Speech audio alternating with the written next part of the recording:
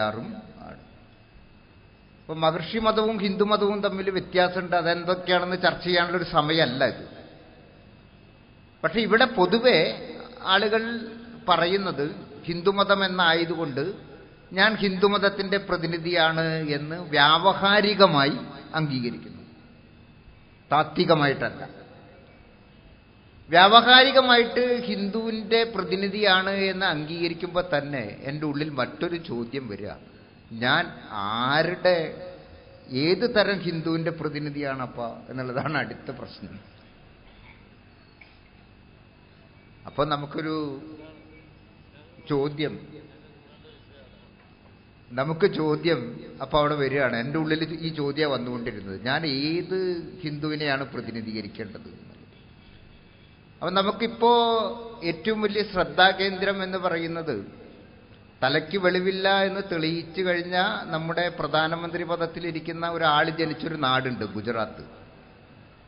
ഉസ്താദിന് അവിടെ സ്കൂളൊക്കെ ഉണ്ട്. അദ്ദേഹത്തിന് കഷ്ടപ്പാടൊന്നും ഉണ്ടാവരുതെന്ന് ഞാൻ പ്രാർത്ഥിക്കുന്നു. കഷ്ടപ്പാട് ഉണ്ടാവുകയാണെങ്കിൽ പറഞ്ഞാൽ മതി, നമ്മളൊക്കെ അവിടെ വരും.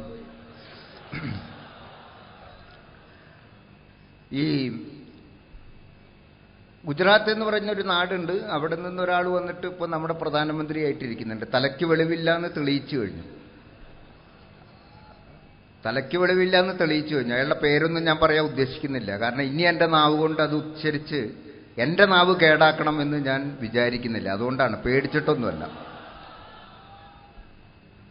അയാള് വന്ന സ്ഥലത്ത് നിന്ന് തന്നെയാണ് നമ്മുടെ രാഷ്ട്രപിതാവും വന്നത്. അദ്ദേഹത്തിൻ്റെ പേര് വളരെ അഭിമാനത്തോടു കൂടി ഞാൻ പറയുന്നു, മഹാത്മാഗാന്ധി. പക്ഷെ ഇപ്പോൾ ഇവിടെ ഒരു പ്രശ്നം, മഹാത്മാഗാന്ധി പ്രതിനിധീകരിച്ച അഥവാ മഹാത്മാഗാന്ധിയെ പോലുള്ള ഹിന്ദുക്കളുടെ പ്രതിനിധിയായിട്ടാണ് എനിക്ക് അറിയപ്പെടാൻ ഇഷ്ടം.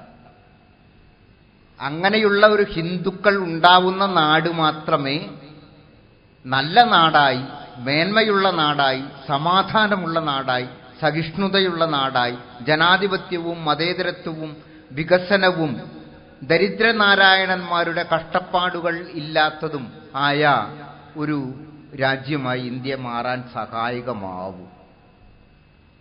പക്ഷേ ഇവിടെ ഇപ്പം ഗാന്ധിയെ പ്രതിനിധീകരിക്കുന്ന ഹിന്ദുവായാൽ അയാൾ മിക്കവാറും രാഷ്ട്രദ്രോഹിയാവും എന്നുള്ളതാണ് ബന്ധനം. ഇവിടെ ഞാൻ പരിചയപ്പെടുത്തപ്പെട്ട ഒരു പശ്ചാത്തലത്തിൽ അവിടെ വെച്ച് ആരംഭിക്കണം എന്ന് ഞാൻ ആഗ്രഹിക്കുന്നു. എല്ലാവർക്കും നമസ്കാരം. ഞാനിവിടെ ഉപയോഗിച്ച ഒരു പദം അല്പം തെറ്റിദ്ധാരണയുണ്ടാക്കും എന്ന് തോന്നുന്നു. അത് തലയ്ക്ക് വെളിവില്ലാത്ത ആള് എന്നൊരു പദമാണ്. കാര്യമൊക്കെ നിങ്ങൾക്ക് എല്ലാവർക്കും മനസ്സിലായിട്ടുണ്ട്.